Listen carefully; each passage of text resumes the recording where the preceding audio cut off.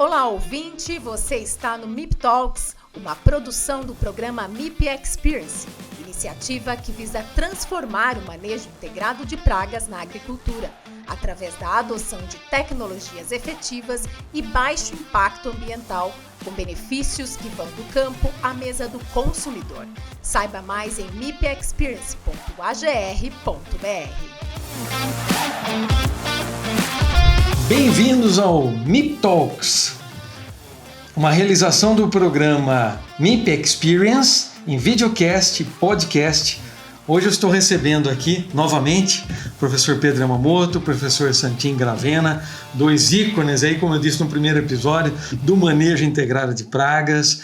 No primeiro episódio nós falamos sobre a história do MIP, de onde veio o conceito. E aí agradeço imensamente aí as colaborações, porque a história de vocês também contribui muito para a história do MIP, no Brasil especialmente, né? Mas antes de começarmos esse novo episódio, nós vamos falar sobre as atualidades do manejo integrado de pragas. Vou pedir para que vocês se apresentem para aqueles que estão chegando agora, que estão acessando lá as nossas plataformas digitais e baixando o seu episódio agora, a partir desse segundo episódio da plataforma MIP Experience. Professor Santin Gravena, seja bem-vindo. Por favor, apresente para o público aqui que está acompanhando conosco mais um episódio.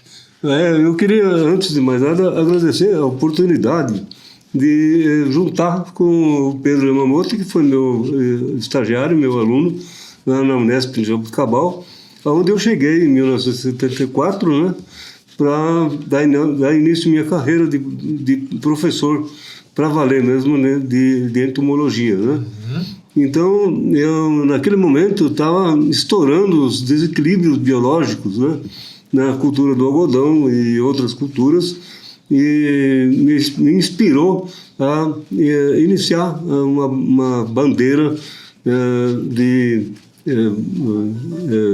trazer para o Brasil o manejo integrado de pragas de várias culturas, em companhia da existência do MIP Soja, através da Embrapa de Londrina. Uhum. Então, eu agradeço a oportunidade, mais uma vez, e estou aqui já ao lado do Pedro. Nós que agradecemos, um prazer tê-lo aqui com a gente nessas discussões. Pedro, seja bem-vindo. Muito obrigado aí, Marcelo.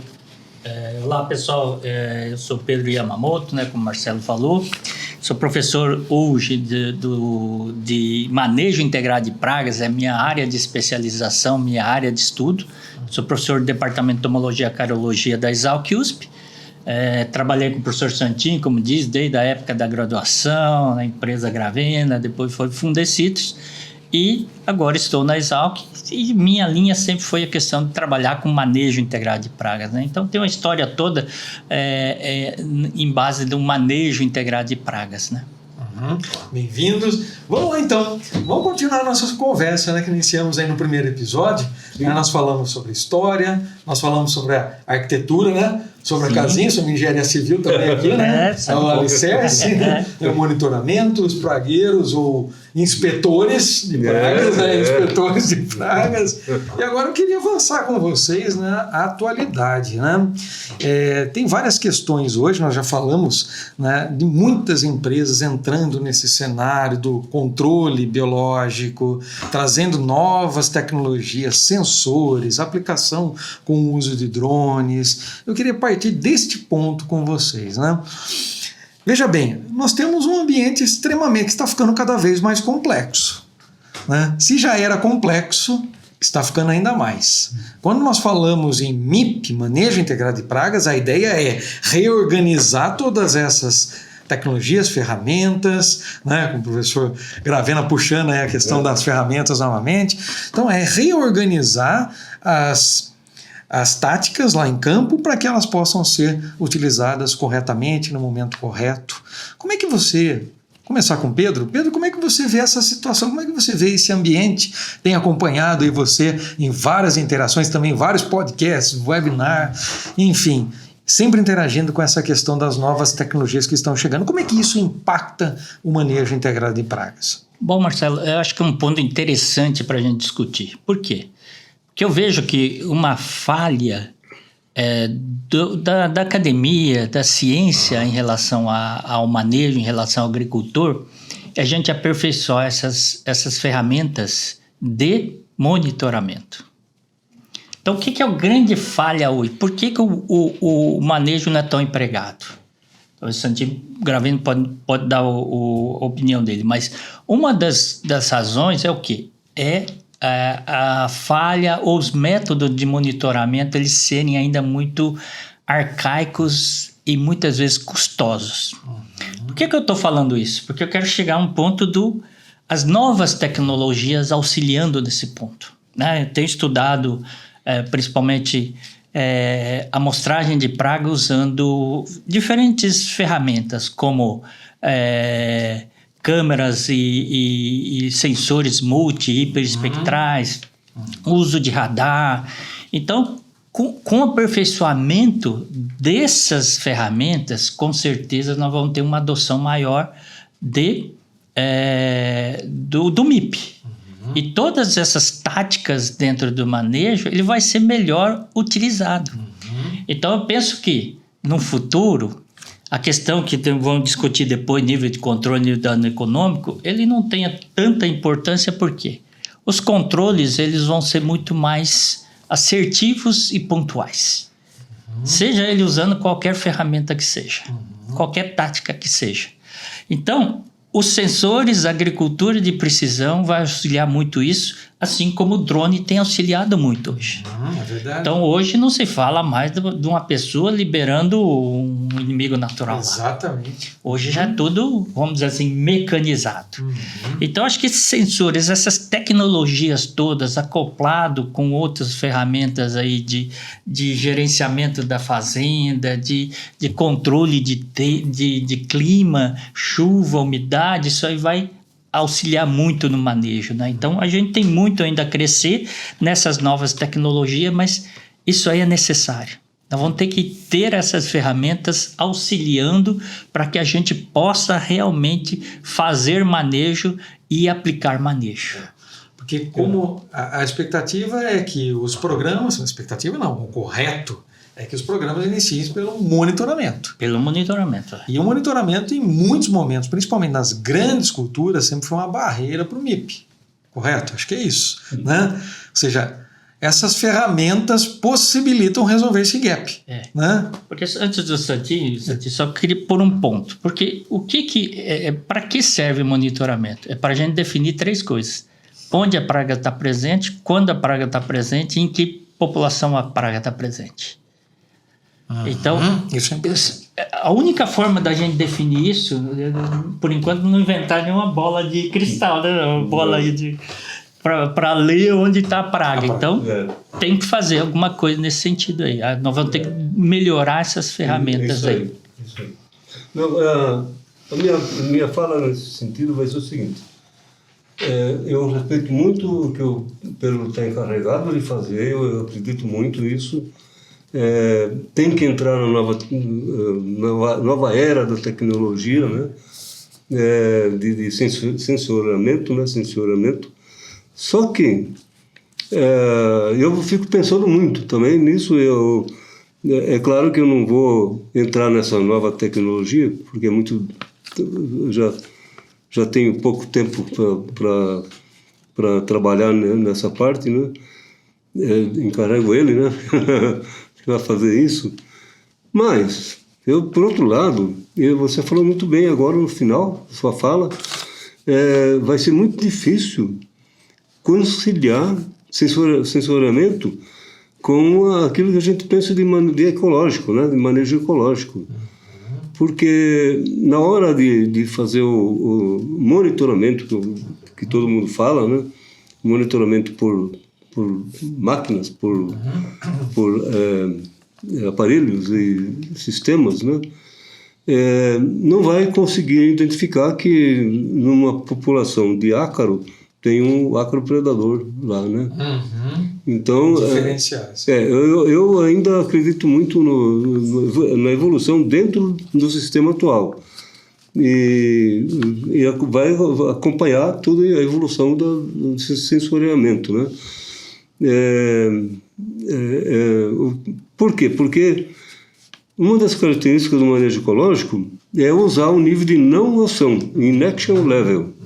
Inaction level foi lançado por um professor que eu fiquei estagiando 1 ano no Texas e acompanhei a evolução dessa parte do professor, embora meu trabalho foi controle biológico no algodão, né?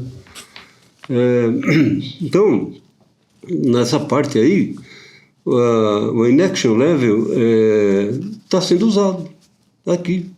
Em citros, apesar de todo o greening, de todo o problema que tem a laranja, o ácaro da leprose é um problema ainda. E ficou mais problemático ainda com o greening, porque impacta com a resistência, né? Então, eu tenho colegas no grupo GConse, no consultores, né, que tem clientes e que ele usa o inaction level, o nível de não ação. Estranho, né? Estranho falar em nível de não ação, inaction level, mas existe. Ou seja, a população do inimigo, a população do inimigo natural jogando contra a população, a densidade da praga, né? E assim decidir se pulveriza ou não, se aplica ou não. E por outro lado, eu sei que isso daí vai evoluir dentro de uma evolução de visão da praga, né? Visão da pura praga. Então o inspetor de praga vai desaparecer, né? No futuro. Mas agora ainda o inspetor de praga tem essa vantagem, porque ele vai preencher fichas de inspeção, né, com os números, não com presença e ausência, não com densidade sem contar o número por sensoriamento, né? Então, essa questão de sensoramento vai ter que evoluir, como você falou, nessa parte, né? Mas eu tenho outra visão aí, Santinho, nesse aspecto aí, porque eu acho que cabe dentro de um manejo ecológico. Por quê? A ideia nossa, eu não sei quanto longe a gente está disso, Marcelo, mas a ideia é o quê? É ter um circuito fechado em que nós temos primeiro uma análise, depois vamos dizer assim, primeiro uma avaliação no campo, depois uma análise e depois uma ação. A ação, obviamente, ele é tomado, como todas as ações dentro do manejo, né? Eu ainda não falo de nível de não ação. Por quê? Porque eu acho que nós estamos ainda meio longe disso. Então, eu falei. Eu acho longe. Ainda falta muito que desenvolver nesse aspecto. Concordo. Mas as ações nossas do manejo é sempre tomada em função da população de pragas. Isso nós não podemos hoje desatrelar disso. Sim. Mas com a proposta nossa de sensoriamento futuro é realmente essa. A gente fazer uma análise inicial, uma avaliação inicial da lavoura, uma análise e depois, em função dessa análise, tomar medidas que são pontuais.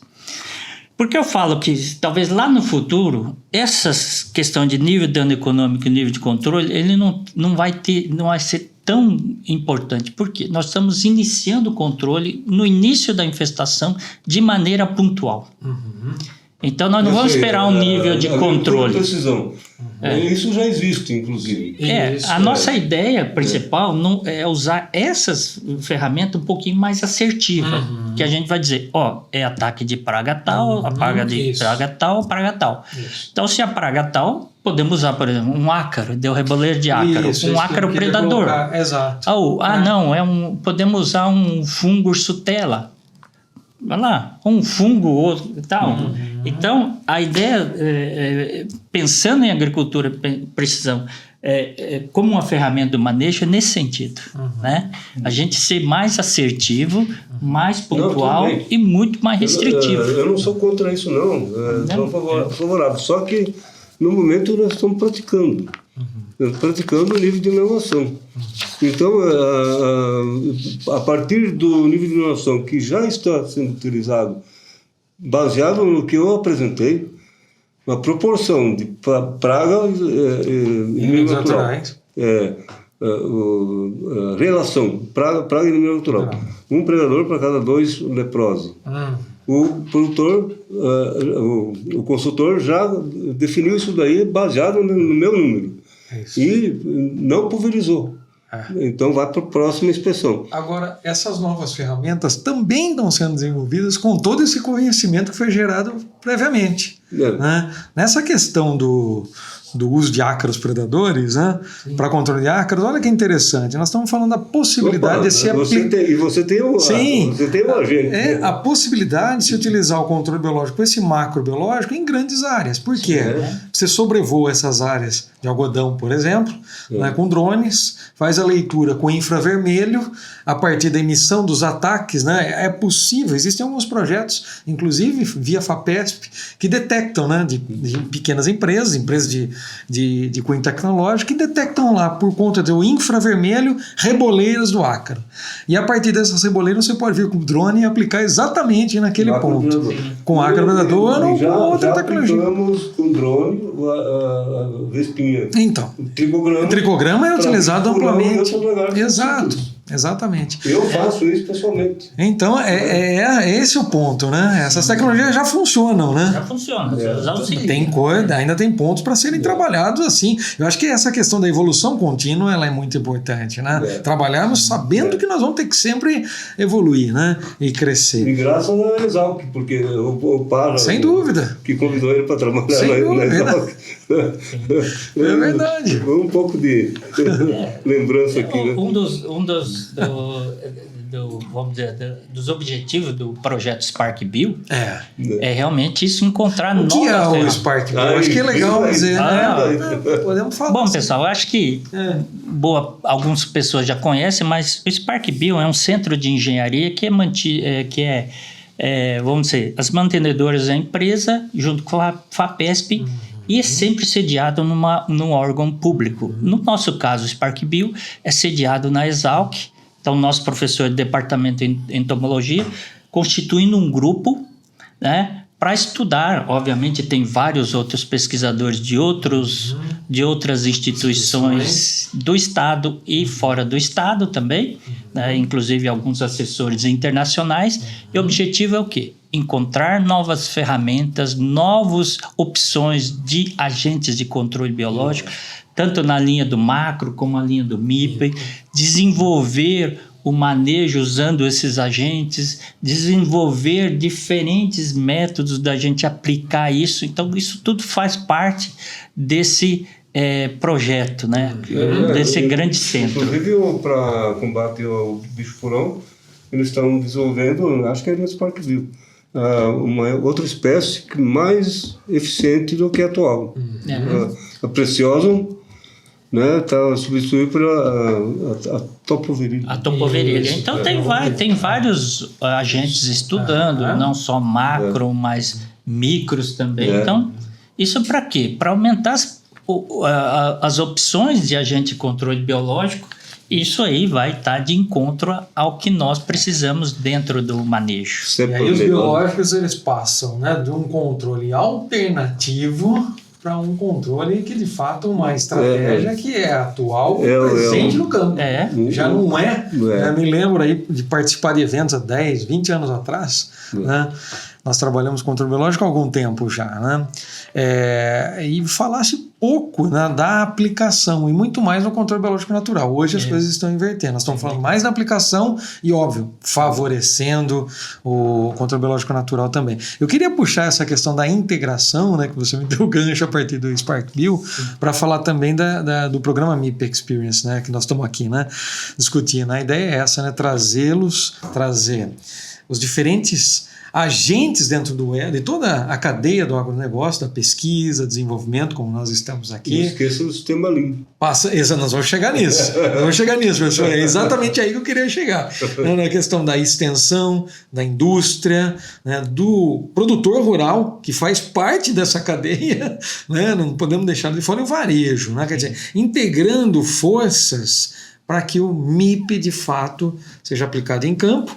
E aí, podemos entrar nessa questão do Lean, porque tem algum ponto? Importante, né? nós ficamos muito dentro da porteira. Ah, exatamente, Você exatamente. está saindo da porteira. Saindo da porteira, exatamente. Ou entrando na porteira. Sai e entra, né? É o movimento da commodity, É. o movimento do produto. Exatamente, porque até então nós discutimos aqui o MIP, né, como aspecto fitossanitário, né, o manejo fitossanitário. E aí que eu queria entrar nessa discussão com vocês, né? Aumentar, né? Como é que nós podemos expandir o MIP no nosso ponto de vista? Nessa construção do programa MIP Experience, a ideia é elevar os benefícios do manejo integrado de pragas para a propriedade como um todo. Porque o produtor só vai fazer MIP de fato, só vai usar as ferramentas de controle biológico e tecnologia de informação se isso fizer sentido financeiramente, num primeiro momento, se ele alcançar um resultado financeiro e, claro, hoje os aspectos de sustentabilidade são importantes? São muito importantes. Porque isso valoriza o agricultor, valoriza um produto. Valor, né? agregado. O valor agregado. Mas pensando nesse todo, né? No MIP contribuindo para o sucesso do agricultor, né? Em todas as áreas dentro da propriedade. Isso que eu queria debater com vocês a partir de agora, porque esse é uma das principais razões de existência do programa MIP Experience. Né? Expandir o uso do MIP, mostrar a relevância da aplicação da integração de estratégia de manejo, não só para as questões de manejo fitossanitário, o que é óbvio, é notório, né? É o que nós falamos até agora, mas fora disso. E eu queria ouvir de vocês esses comentários a respeito, né? Essa contribuição. O senhor falou do Lean, né? Do sistema Lean. Eu acho que isso O sistema Lean tornou a Toyota, nos anos 40, depois depois da Segunda Guerra Mundial, a Toyota foi eleita a melhor fábrica do mundo, porque ela, através de um de seus colaboradores, ela criou-se a filosofia Lean. Significa a filosofia de eliminar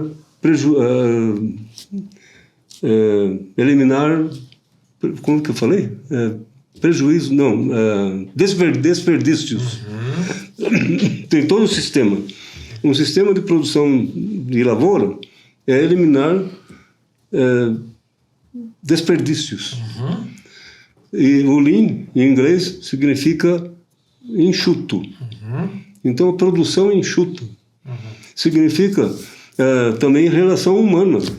A Toyota, logo após a Segunda Guerra Mundial, a fábrica no Japão começou a aplicar o sistema Lean, e que significa também tratar o ser humano mais dignamente na produção. Então, trocar as relações entre funcionários e, além de tudo, eliminar os desperdícios. Que desperdício de tempo, desperdício de material, desperdício de estoque, por exemplo. O carro não era mais estocado, produção, era produção depois de vendido. Imagina. Você não imagina isso aí, né? Não. Você produz o produto químico, ou se não, o produto biológico, né? Estoca o produto biológico e perde a viabilidade enquanto não vende. Sim. Né? Sim. Mas você tem que ser rápido para produzir na hora que recebe a solicitação. Quase um sistema just in time, né? Produz, encaminha para o campo e assim. Você tem que aplicar o sistema Lean. Com certeza. Com certeza. Então, mas esse comentário, esse exemplo é muito interessante, porque traz um sistema fora do agro para dentro do manejo integrado de pragas. Exatamente. Né? Exatamente. Isso. Eu utilizei o manejo integrado de pragas, que eu evolui para manejo ecológico, por solicitação de um produtor. Eu reuni todas do produtor, não, de um grupo, né? Eu reuni todas as fazendas e fui eliminando os desperdícios, né? Para aumentar a eficácia das táticas que a gente tinha que tomar, e com isso, no ano seguinte, a redução de custo foi de 30%. O custo total do grupo todo. Do grupo todo. 30%. Muito significativo. Então foi a solicitação que eu Isso aconteceu quando, professor? Foi mais ou menos há 10 anos atrás. 10 anos atrás. Isso acho que exemplifica aí na prática essa questão, né, do MIP levando resultados positivos, né, no caso financeiro. Até mudar a maneira de pensar. Por exemplo, um grande grupo depois foi premiado por custo baixo de produção. Mas no ano seguinte ele foi atacado por arquidoleprose totalmente. Esse grupo eu não vou falar porque eu não posso declinar o nome do grupo aqui. Mas ele errou em economizar em trator, economizar em gente, enfim, ganhou o prêmio na Semana de Silvicultura em Cordeirópolis de melhor fazenda por economia. Porém, economizou nas coisas erradas. Coisa de praga não se economiza. Não se economiza aí sim ferramentas, porque seria trator, pulverizador, são ferramentas mesmo. Então, essa economia, a praga ataca.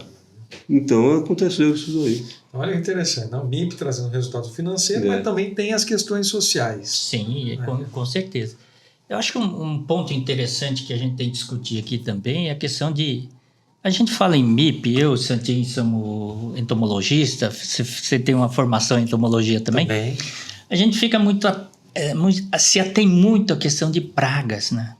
Mas MIP, no sentido mais amplo, ele deveria abarcar todas as áreas de fitossanidade. Foi o que o sistema Lean faz. E também as áreas que estão correlatas. Porque há uma interferência muito grande dos outros organismos nas pragas, né? E também ações que se fazem de outras áreas podem influenciar. Então, a gente tem também começar a pensar num sentido mais holístico da coisa. Não só pragas, mas embarcar todas as áreas do conhecimento da agronomia. Né? Como eu disse no episódio anterior, eu sugiro que o pessoal também assista, né? Que o MIP não é o fim, é o meio. É o meio para chegar lá na frente na agricultura orgânica. Mas a gente vai ter que passar pelo MIP para avançar para uma produção integrada, onde o MIP faz parte de uma integração maior de todas as ações dentro da propriedade, né? E para chegar naquela agricultura orgânica, né? E a questão social e ambiental, até de gerência, faz parte dentro do manejo, inclusive está dentro do conceito do MIP. Então, se vocês verem o conceito do MIP, qualquer um que fale, qualquer conceito, ele fala em um aspecto importante.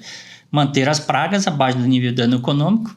Ele fala outra questão que é o quê? Levar em consideração aspectos econômicos, ecológicos e sociais. Então, já está abarcando ali essa preocupação ESG, já tem uma preocupação do início do MIP. Que talvez hoje deveria ser um pouco mais explorado. Mas quando nós estamos falando em MIP, nós estamos pensando sempre nos aspectos econômicos, nos aspectos sociais e principalmente nos aspectos ambientais. Então ele tá assim, ele é um conceito antigo, mas mesmo assim tá o conceito novo. O conceito da FAO, de MIP, já fala isso de social. Já fala do social, exatamente. Até o nosso conceito do nosso livro de entomologia. É ESG, E governança está dentro do coisa. Tanto é que é manejo. Né? Como demora para a sociedade perceber. Para cair a ficha. Cair a ficha. Então, isso foi pensado lá atrás, mas hoje ele se mostra atual ainda, esse conceito. Mas, Pedro, vou falar para você, o que me motivou nessa construção do programa foi exatamente enxergar isso. Que hoje a sociedade discute aspectos ESG, questões ambientais, sociais de governança, as empresas se mobilizam para isso. Né, para atender diretrizes da ONU, né, das ODS, não é? Mas a entomologia lá atrás né? E depois a fitotecnia, a fitossanidade, que daí nós tivemos o manejo integrado de doenças também, né? E para mim é tudo uma coisa só. Enfim, isso já aconteceu lá atrás e o principal problema era o quê? A principal meta, né? O propósito era trazer a sustentabilidade e o equilíbrio para dentro das propriedades. E aí acho que esse é um ponto interessante para discutirmos, né? O produtor rural, né, como agente de modificação e como agente de sustentabilidade, de entrega de sustentabilidade. Porque muitas vezes nós olhamos de fora e falamos, não, o produtor rural trabalha desequilibrado. Né? Mas não. Né? O problema da doença, você falou, doenças, é que a doença interfere dentro do sistema de... no sistema de entomologia, de insetos. Né? Sim. Insetos você supõe matar. E doença não. Doença é evitar. Exatamente. E difícil cura, né? O conceito fica um pouco diferente. Né, então não dá para... Sim. Inclusive os Estados Unidos discutem isso. E atualmente relação, também. Né? E atualmente não é... Nos Estados Unidos também não se aplica MIP atualmente como se aplicava, como lá naqueles idos, né, de 1960.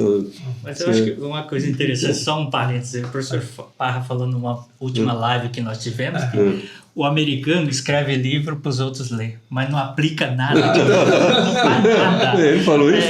Escreve livro é muito bom, tá vendo? mas não aplica. Tá vendo? Como que é? Faça o que eu falo, não faça o que eu faço. E eu li agora, por causa da reunião de hoje aqui, eu li nos meus livros lá, e mais recentes, dizendo que estão decepcionados, porque nos Estados Unidos não aplica nada. Eu recordo bem que nós tivemos a disciplina aqui na Exalc, na pós-graduação, com o Dr. Marcos Kogan.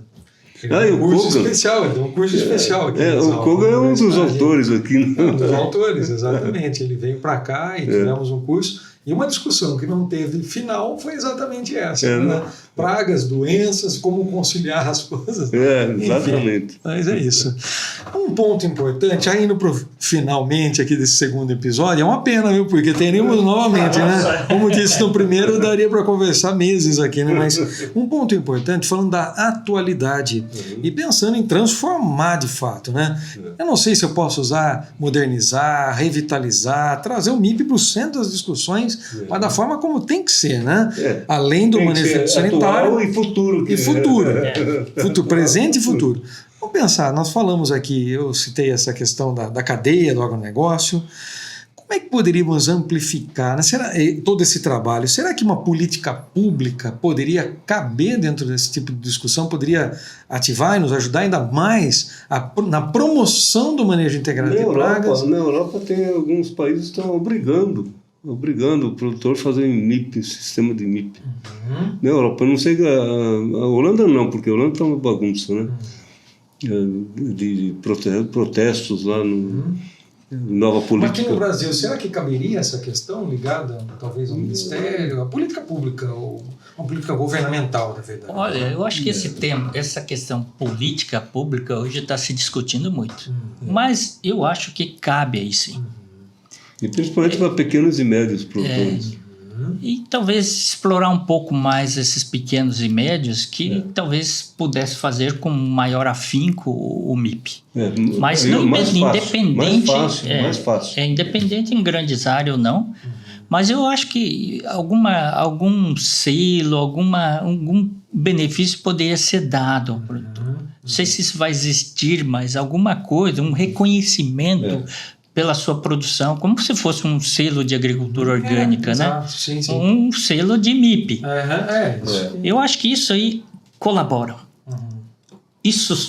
Só isso não vai fazer com que o produtor adote. Ele tem que, primeiro, que nós falamos no anterior, capacitação, conhecer, vencer o grande abismo que ele acha que existe, que talvez não exista, que é a dificuldade de implementação. Então, acho que o abismo que ele desenha, ele coloca na frente é muito grande do que realmente é. Mas se também não tiver conhecimento, ele não vence isso. Exato. Então esse abismo aí vai ser menor se ele souber. Na citricultura, nós estamos tentando reavivar o inspetor de pragas, né?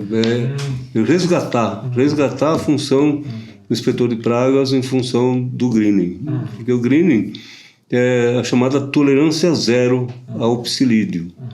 Psilídeo é um inseto, é vetor da bactéria. Aos que não sabem ainda, que existe um inseto que transmite a bactéria e vai até a raiz da bactéria e mata a planta. Então, esses dias mesmo eu estava vendo uma planta de murta na rua da casa que eu tenho em Marília e houve uma poda nessa murta. Eu fui ver lá e tinha um psilídeo. Um psilídeo da murta. Imagina. Então, esse psilídeo... eu mostrei para algumas pessoas, esse psilídeo mata uma planta de laranja. Então, é uma coisa muito complicada a questão dos citros, né? Então, resgatar um inspetor de pragas em meio a 48 pulverizações anuais para conseguir produção é uma coisa absurda. Na verdade, mas talvez, Santi, nesse aspecto aí que você está falando, e não só em citros, mas em outras culturas, eu acho que é essencial realmente resgatar o inspetor de pragas. Isso. Num primeiro aspecto, talvez não para reduzir, por exemplo, pulverização de químicos para psilídeo, mas talvez os outros problemas serem minimizados com outras alternativas, outras táticas que não a química, e você vai reduzindo gradativamente, incorporando alguma coisa. Eu já tenho a proposta, mas ninguém acredita na minha proposta. Qual é a proposta, Santinho? A minha proposta se você sempre produz fungo, né? Produzimos. Já está produzindo, né? Isária já. Sim. Então, Bovera, Tarrísio, Moderna. A minha proposta é 2 manejos. Manejo do psilídeo e manejo das outras pragas. Porque ninguém mais faz. Eu já pulverizo. Eu falei 48, alguns produtores fazem 48 pulverizações. É absurdo. Mas 24, certeza. Todos fazem, né, Pedro? Com certeza. Todos fazem. Na produção. Agora, 48 eles fazem no plantio. Uma nova plantação recebe 48 pulverizações até o 4º ano. Até o 4º ano, 48 pulverizações. Depois abaixa para 24 ou 36 na produção. Durante 12 anos, mais ou menos, né? Então, aí é tolerância zero ao psilídeo. E isso causa desequilíbrio. Ele falou na primeira parte lá, ele falou do desequilíbrio de efeitos colaterais que matam o inimigo natural e outras pragas surgem. Então, a minha proposta na época de maior brotação, isso o Fundecitos fala muito bem, né? Na época da brotação intensa, é onde a atração do psilídeo. E nessa fase, então, tem que ser... E o pior é isso, né? Nessa fase que é da florada, a fruta começar a crescer, né? É a fase que tem que pulverizar. Certo. Senão o psilídeo mata a planta, né? Então, aí concentra com químico, mas depois termina com 10 pulverizações, se for o caso, de fungo, porque eu descobri, por pesquisas chinesas, inclusive, e também um trabalho mexicano de revisão uma revisão pública de trabalhos, né? Prova que não existe resistência contra fungo. Né? pode pulverizar. Isso é verdade. Isso é um dos benefícios do uso do controle biológico, né? Pode pulverizar à vontade. Sim. Então pode pulverizar seguidamente, sucessivamente, Sem ter um impacto. sem problema de resistência. Então essa é a proposta minha, mas só que ninguém tem coragem de fazer. Porque acha que o fungo não funciona. Nesse sentido, a gente começou alguns testes, né, justamente para a gente começar a integrar as coisas. Então, tem controle de pragas que vai vir com a integração de químico com biológico. O melhor controle vai ser alcançado com isso. Um dos exemplos é cigarrinha do milho. O biológico com químico é melhor, dá melhor resultado. E psilídeo, nós começamos a ver isso também. Começamos com algumas empresas a fazer algum trabalho, pena que era na época da pandemia, não deu sucesso. Mas a ideia nossa é realmente integrar o biológico junto com o químico. Para quê? Para ir diminuindo gradativamente uma maior equilíbrio biológico nos pomares e com isso reduzir lá para frente o químico. Isso. Né? Então, pensamos sem se comunicar. Então, integrar as ferramentas. Né? Exatamente. Pessoal, o papo tá bom aqui. Nós precisamos chegando nos 40, né? Passando dos 40. Queria agradecer imensamente vocês, professor Santinho Gravena, professor Pedro Yamamoto. Nós que agradecemos. É uma satisfação enorme para mim, pessoalmente, recebê-los aqui, de verdade mesmo. Eu considero esse bate-papo histórico, né? Histórico do MIP, e que possamos aí continuar construindo juntos, né? Através do programa MIP Experience, através de outros programas que se complementam, da força, né? Da academia, desde a descoberta até o desenvolvimento de novas soluções, e que possamos juntos aí transformar a agricultura, né? Cada vez mais sustentável e rentável para o agricultor, porque afinal de contas esse é o nosso papel dentro de toda essa estrutura, né? Com certeza. O objetivo lá é sustentabilidade. Sustentabilidade. Vamos lutar por isso. Com certeza. Pessoal, agradeço a todos que nos acompanharam nesse segundo episódio do MIP Talks, uma realização do programa MIP Experience, e convido-os para nos acompanhar nas nossas redes sociais, na plataforma digital. Nos próximos episódios vamos continuar aí essas discussões. Um grande abraço a todos e muito obrigado.